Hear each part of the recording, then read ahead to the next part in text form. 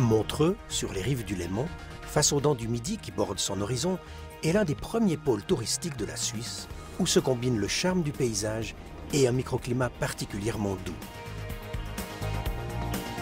Ces atouts ont dessiné le caractère cosmopolite de Montreux, ville de congrès, de festivals, d'expositions, d'excursions en tout genre.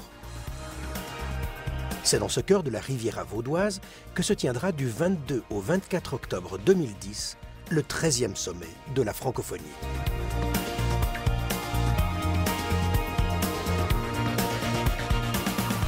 À Berne, le gouvernement Incorpore a décidé de proposer pour la première fois la candidature de la Suisse à l'organisation du sommet de la francophonie. Parce que la Suisse est membre à part entière de l'organisation de la francophonie et c'est une occasion de rencontrer les pays avec lesquels nous travaillons. Par ailleurs, le site de Montreux est un magnifique site et c'est une image de la Suisse qui est aussi valorisante. Quels sont les thèmes de discussion retenus pour ce sommet? 3 thèmes. Le premier thème touchera la gouvernance, c'est-à-dire l'influence que peut apporter l'organisation de la francophonie dans les grands thèmes qui sont discutés dans des organisations qui sont importantes dans la gouvernance mondiale, comme par exemple le G20. Le sommet de la francophonie aura lieu immédiatement avant le G20, qui est présidé par la France, un pays membre de la francophonie. On mettra un accent tout particulier sur les questions agricoles et la question de la sécurité alimentaire. Très important pour beaucoup de pays de la francophonie. Deuxième thème, ça va être le thème de la promotion du français. Évidemment, on se trouve là dans une organisation francophone et c'est important. Et troisième thème, ça sera le thème du changement climatique, des problèmes environnementaux, qui est un thème d'actualité. Venus des 70 pays membres ou observateurs de l'Organisation internationale de la francophonie, l'OIF, plusieurs dizaines de chefs d'État et de gouvernement se verront proposer une formule innovante. Réunis en assemblée plénière au Montreux Musique et Convention Centre, ils devront, dans la mesure du possible, s'affranchir de leurs notes pour débattre librement. Le sommet de 2010 à Montreux marque le 40e anniversaire du traité de Niamey qui a établi les fondements de l'Organisation internationale de la francophonie. Objectif prioritaire de l'organisation, favoriser la démocratie et les droits humains au sein des États membres. La diversité linguistique apporte des interprétations différentes d'une même expression, enrichissant ainsi la pensée, le patrimoine humain. L'espace francophone veut opposer à une vision uniforme du monde un regard différent. Nécessité que souligne Adama Samasekou, ancien ministre de l'Éducation du Mali et ex-président de l'Académie africaine des langues. La francophonie prône la diversité culturelle et linguistique. Mais pour que son discours soit crédible au niveau planétaire, il est essentiel qu'elle reconnaisse les différentes langues qui constituent la pluralité de son espace, et en particulier qu'elle développe entre le français et les langues africaines un véritable partenariat fondé sur le principe de la convivialité des langues. De ce point de vue, la tenue du 13e sommet de la francophonie en cette Suisse plurielle, confédérale et multilingue est une symbolique très forte. Le changement climatique est l'un des thèmes qu'aborderont les acteurs du 13e sommet. Ils débattront du réchauffement planétaire, des solutions à y apporter, dans une recherche de développement durable et solidaire. La Suisse, qui utilise l'eau de ses glaciers pour ses usines électriques, obtenant ainsi l'une des énergies les plus propres, offre un cadre particulièrement adapté à ce débat, à l'heure où les glaciers se retirent de manière dramatique. Si la francophonie se penche sur des problèmes qui concernent en fait l'humanité entière, c'est qu'elle peut former un cadre d'influence et lancer des propositions originales sur la base de ses expériences.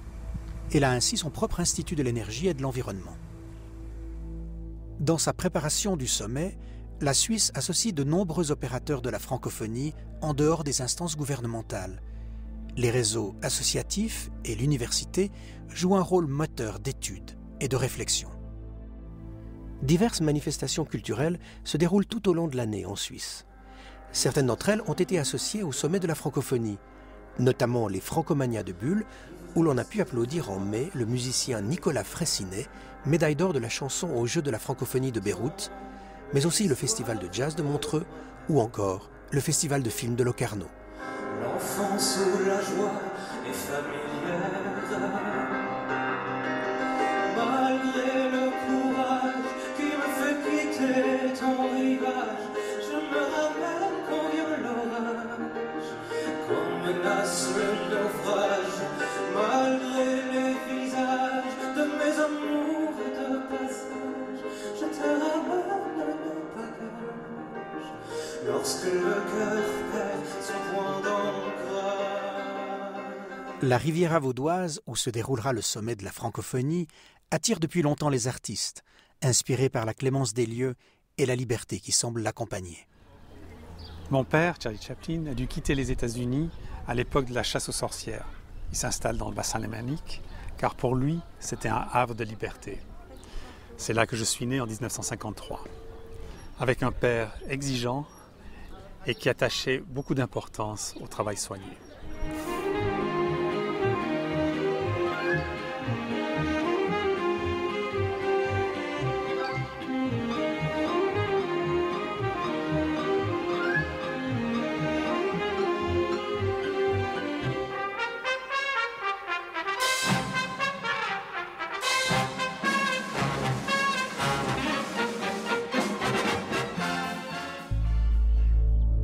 Adossée à la montagne verticalement dressée au-dessus d'elle, la région de Montreux change totalement de climat et d'atmosphère à peine s'élève-t-on sur les hauteurs. 6 km seulement à vol d'oiseau séparent Montreux de l'alpage où vit ce fromager traditionnel. Le bord du lac, on y descend 2 à 3 fois par saison avec mon épouse pour manger les filets de perche.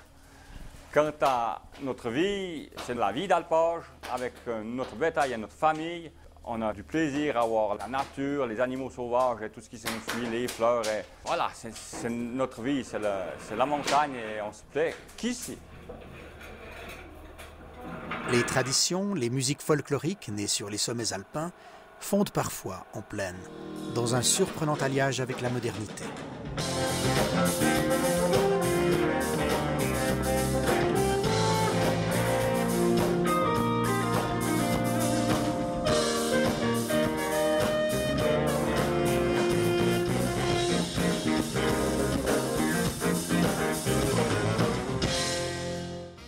Si Montreux est aujourd'hui une capitale reconnue de la musique, elle le doit largement à l'équipe de Claude Nobs, fondateur et directeur du Montreux Jazz Festival.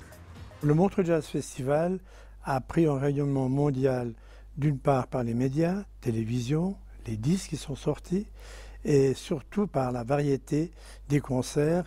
Ça comprend vraiment un panorama mondial de toute la musique. Quelques 250 000 spectateurs, des concerts gratuits, des workshops, donc tout un ensemble qui en font peut-être, et je pense, le premier festival de jazz au monde.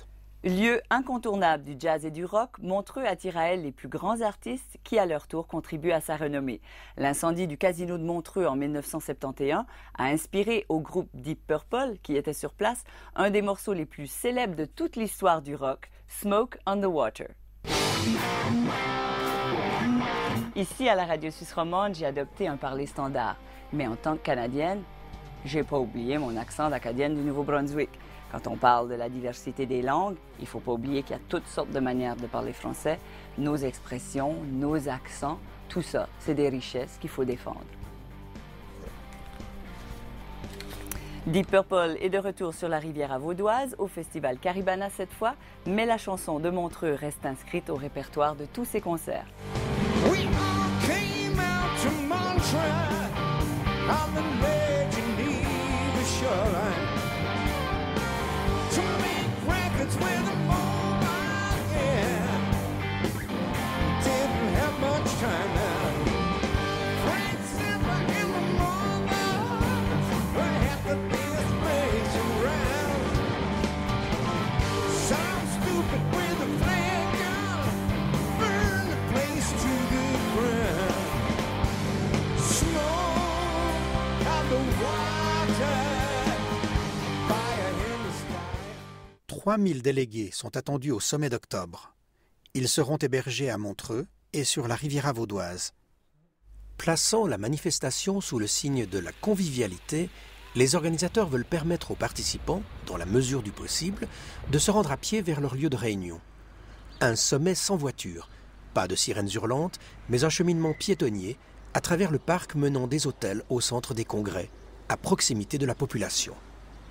Les 20 et 21 octobre, soit immédiatement avant le sommet, se tiendra la conférence ministérielle de la francophonie. Sous le marché couvert, le village de la francophonie sera composé de stands animés par les pays membres de la francophonie, des organisations non gouvernementales et des représentants de la société civile. Le sommet sera associé à plusieurs activités culturelles ouvertes au public.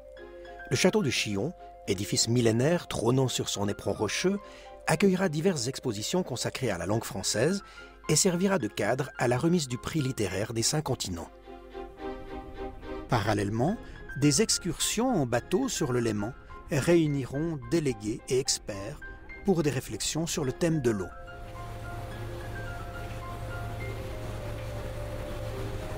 Le sommet débouchera sur un texte commun, la déclaration de Montreux,